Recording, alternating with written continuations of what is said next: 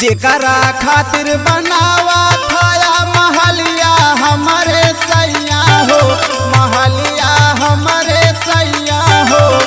ओ नहीं बोले हम तारो जक बोलिया हमारे सैया हो, ओ नहीं बोले हम तारो जक बोलिया हमारे सैया हो, ओ नहीं बोले हम तारो जक बोलिया हमारे सैया हो। के करे ऊपर लाल छल लगावत है रे हमरे भैया भौजी के।